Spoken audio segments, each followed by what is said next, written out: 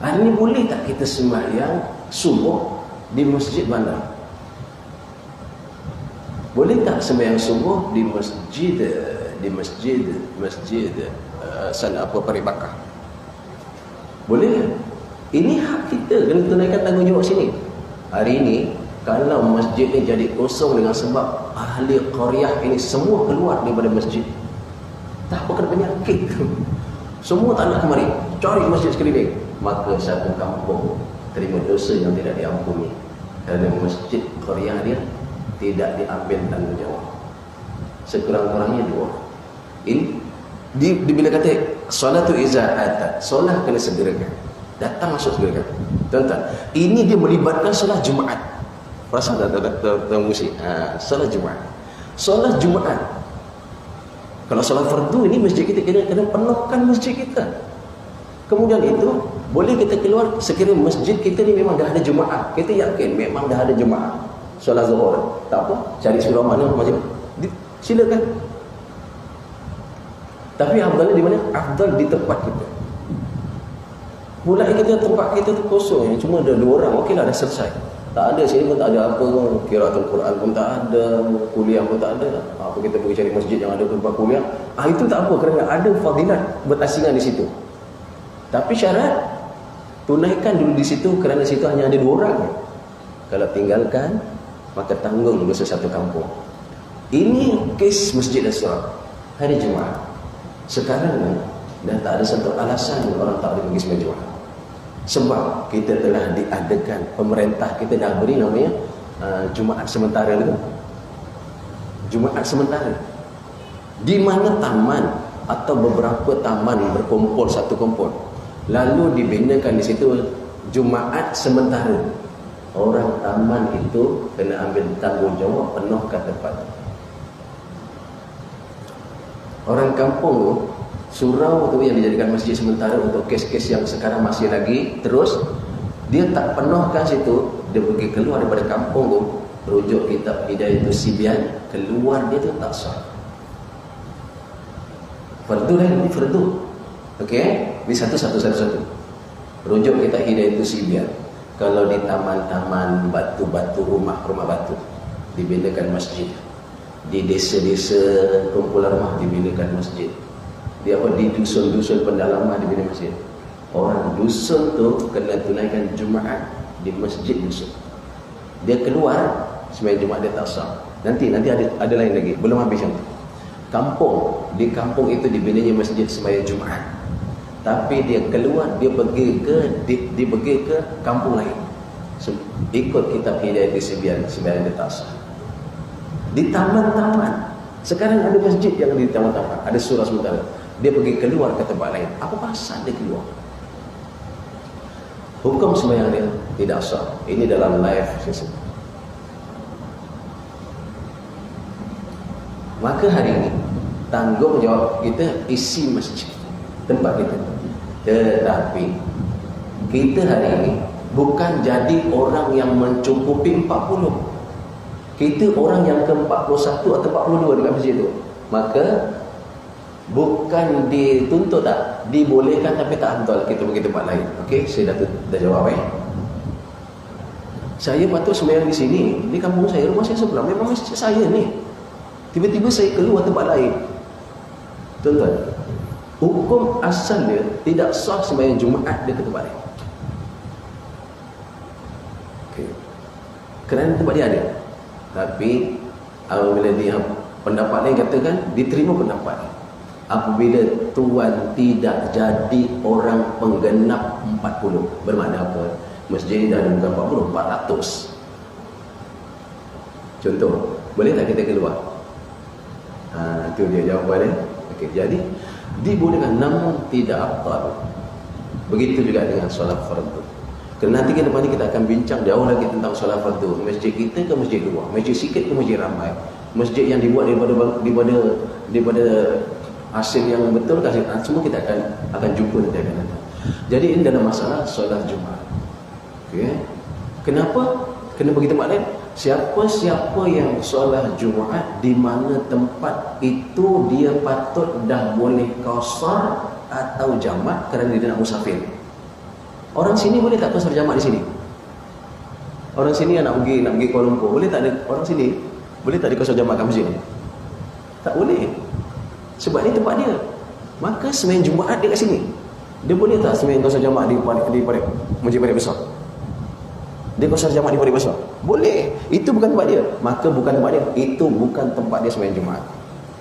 Sebab itu tuan-tuan, dalam masalah Jumaat, kalau siapa hari Jumaat dia bermusafir selepas subuh, kemudian dia kosong, dia tahu ini aku tak jumpa masjid itu Jumaat, maka haram perjalanan dia. Jangan main-main tu.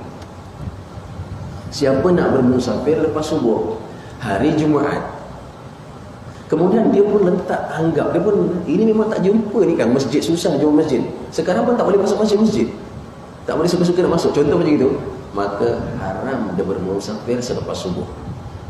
Kalau nak musafir juga, pastikan sebelum masuk waktu subuh sila dia keluar, kerana dia terlepas daripada tuntutan solat Jumaat. Jaga-jaga masalah hari Jumaat saja. Sebab itu hari ini kena berkira-kira lah kita. Macam kampung-kampung kita siapkan, ni khusus hari ya Jumaat. Ada yang ditetapkan kampung ni dah dibagi sementara, dia tetap tak nak tunggu lepas itu, kena tunggu lepas itu selesai masalah. Tapi kalau keluar boleh kita? Boleh, kerana dia bukan ahli yang ke-40. Sudah cukup pada dia. Sekarang kan dah lebih kan. Dibolehkan dia meninggalkan tempat dia. Kerana apa? Kerana mungkin nak cari anaknya fadilah jalan jauh ke apa je. Antaranya adalah perkara-perkara yang mungkin senang perjalanan ke ataupun apa, lepas tu mungkin dia nak ziarah mak sebelah masjid sana ke. Macam itu. Ada nak tanya tak? Cuba tanya ni. InsyaAllah tak ada tanya dia tu. Okey, satu lagi. Kita masuk satu lagi. Yang berikutnya. Okey, sekarang sedang masa waktu dah selesai, maka tadi 3 perkara selesai. Apa dia? Siapa dia orang yang tak perlu sembahyang berjamaah? Adakah orang yang tak sembahyang berjamaah hari ini? Kerana apa? Kerana bila dia sembahyang dia disakiti. Aku tak boleh pergi sembahyang. Aku kalau pergi sembahyang memang ada orang tunggu kat tepi jalan tu. Memang sampai aku jadi sakit hati lah. Tak boleh pergi, tak apa. Yang ke-15, ada orang yang menyakitinya sama ada di jalan atau di masjid. Kalau dia pergi masjid memang dia sakit hati dia. Ataupun dia sakit, dicederakan gitulah. Sekarang dah tak ada dah. Sekarang pun kalau subuh ni bukan subuh, kalau tadi kita nak mengundurkan, sekarang pun bukan kita mengundurkan jenazah pun, tak. Kalau kita ngundur lagi lah sekarang bukan pun kita tunggu, sekarang pun bukan badan kita terlalu gemuk. Kalau kita nak ngundur lagi, sekarang bukan kita tunggu orang yang sakit. Bukan kita sekarang. Maka kita tak adalah kita balik semula. Kita tetap disuruh solat berjamaah. Okey, yang ni, kalau kita datang ke masjid kita disakiti, kita dicederakan, tak apa, jangan pergi. Tapi kalau tak pergi nak ke mana? Kalau masjid ni ada yang menyakiti, di situlah kita cari masjid lain. Kerana apa? Kita boleh dengar azan, sana pun dengar. Maka kena cari. Belum lagi terlepas tu, kerana sekarang mudahnya dapat masjid, mudahnya ada tempat berjamaah. Okey, dengan apa? Walaupun hanya dicaci, dimaki, datang masjid kena maki. Siapa tuan maki ni? Yang tuan maki ni jangan datang masjid lah. Datang masjid nak mencaci orang buat apa? Tak payah datang ni. Dah ramai balik semua. Orang datang masjid kena caci, datang masjid kena caci, datang masjid kena caci, dia ni tak apa, tak pergi masjid kerana hati dia sakit dan dia tidak mampu menahan masalah itu, tak mampu menahan sakitnya kena caci. Dengan kesukaran itu namanya musyakkah bagi dia. Jadi yang satu lagi ni laju dah. Okey, yang ke-16, siapakah orang yang tak payah datang Jumaat? Iaitu orang yang baru bernikah. Agaknya yang tak datang ni ramai ni dia baru nikah semalam ke apa gitu. Kau tak datang masjid kenapa ni? Baru nikah ke apa ni? Tak apalah, kita ambil lah, kira dia baru nikah lah. Yang ke-16, orang yang baru bernikah, dia tak apa, tak nak solat berjamaah tak. Kenapa? Dia dapat isteri. Kalau isteri yang keempat, tak, isteri pertama je tak Haji Jibril. Tak tahu lah, isteri kedua pun dia tak payah. Isteri baru nikah semalam, isteri kedua tak apa, isteri ketiga sampai isteri keempat. Kalau isteri kelima tu melampau. Okay. Bagi orang yang baru nikah, ia dibenarkan untuk tidak hadir berjamaah bagi solat malam. Tapi solat zuhur asar dia kena pergi malam je. Jangan solat zuhur. Semalam zuhur tak ada apa, baru nikah. Tak ada zuhur tak. Zuhur kau nikah ke, baru nikah ke, nak nikah ke, datang. Dia kata solatnya ini solat yang malam. Solat malam ni maghrib, isyak, subuh. Kerana apa? Kerana apa-apalah isterinya ditinggalkan, mungkin baru diambil, tuduk rumah baru ditinggalkan, ada isterinya pengecut. Nanti tin susu ikan jatuh ke dalam gocecak ni, lintang bukan terjun rumah kan payah. Ini masalahnya betul lah. Dapat isteri penakut. Jadi tunggulah, tak apalah tunggu. Maghrib, isyak dan subuh ya ditulis kat kitab kita ni. Ini adalah seperti pada ketika itu isteri dihantar oleh keluarga isteri. Dia baru dihantar ke rumah kita, baru nikah, baru dihantar kepadanya. Maka dengan itu ia juga boleh untuk tidak hadir kerana orang baru datang. Okay. Jadi pun suasana belum ni, mana belum sesuai lah, belum serasi dengan suasana itu. Jadi bagi orang menikah itu dia secara ringkasnya. Maka orang yang baru pernikah juga dikecualikan untuk salat berjamaah hanya 3 waktu je. Asar tidak, zuhur tidak. Orang baru nikah, zuhur tetap salat berjamaah, asar tetap berjamaah. Yang dibolehkan maghrib, isyak dan subuh. Allahumma salli ala Muhammad. Tuan-tuan, cuba ambil doa ni, doa yang Nabi lafazkan supaya jangan sakit tentang mati tadi tu. Saya lupa nak sebut tadi tentang Talhah tadi, sakarat tadi. Nabi juga ada doa pada Allahumma inni ala sakaratil maut. Allahumma a'inni alif ain nun ya. Allahumma a'inni ala sakaratil maut. Ini doa Nabi. Ya Allah, kemudahkan aku ketika sakarat. Dan Nabi pun rasa sakarat. Nabi pun rasa sakaratul maut. Jadi ini doanya, dia ringkas. Boleh doa tak apa. Allahumma a'inni, a dengan ain, a dengan ain. Allahumma a'inni ala sakaratil maut. Ya Allah, Engkau mudahkan ya Allah bagi aku ya Allah di saat mati. Nabi pun tak sakarat ni teruk. Tuan-tuan, nak tahu sakit mati paling ringan. Sakit mati paling ringan. Terujuk dalam hadis. Paling ringan sakitnya mati. Tapi mudah-mudahan kita dapat ringan. Kita doa. Apa dia? 2 biji mata dicocok dengan 2 panah, kemudian anak panah itu ditarik keluar. Itu sakit mati paling ringan. Allahu Akbar. Ya.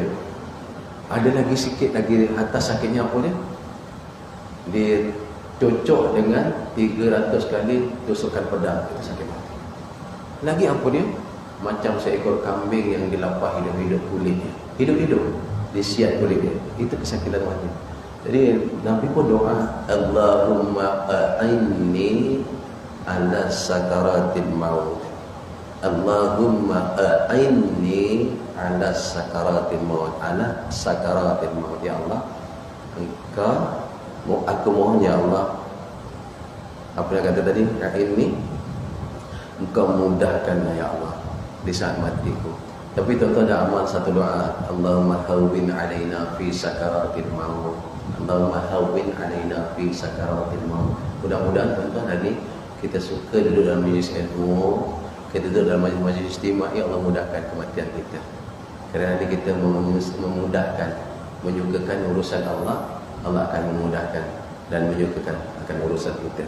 Jadi insya-Allah ya, tuan-tuan, mudah-mudahan apa yang saya sampaikan berhubung tentang solat Jumaat, solat berjamaah, siapa yang dikecualikan, siapa yang kena pergi juga, maka kita hari ini kalaulah kita tidak tergolong dalam golongan itu, kita kena tunaikan solat berjamaah juga insya-Allah. Ada lagi sampai ke perkara yang ke-22 kita sambung akan datang untuk mereka yang diuzurkan untuk solat berjamaah. Mudah-mudahan barokahnya kita dalam majlis ilmu, Allah Taala dengan rahmat kasih sayangnya diampuni kita.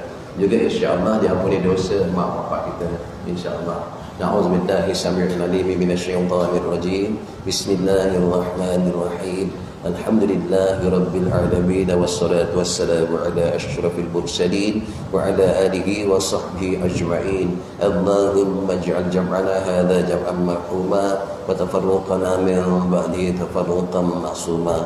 Rabbana zalamna anfusana وإن لم تغفر لنا وترحمنا لنكونن من الخاسرين. اللهم يا الله الأمان الأمان الأمان، يا أرحم من كل رحيم، يا أعلم من كل عليم، يا أكرم من كل كريم، يا أحكم من كل حكيم، يا أعظم من كل عظيم، يا أقدم من كل قديم. خلصنا من الوباء، خلصنا من الوباء، خلصنا من الوباء يا أرحم الراحمين. سبحانك اللهم وبحمدك، أشهد أن لا إله إلا أنت، أستغفرك وأتوب إليك. بسم الله الرحمن الرحيم. والعصر إن الإنسان لفي خسر إلا الذين آمنوا وعملوا الصالحات وتواصوا بالحق وتواصوا بالصبر. أقول قولي هذا ونستغفر الله العظيم لي ولكم، وبالله التوفيق والهداية. السلام عليكم ورحمة الله وبركاته.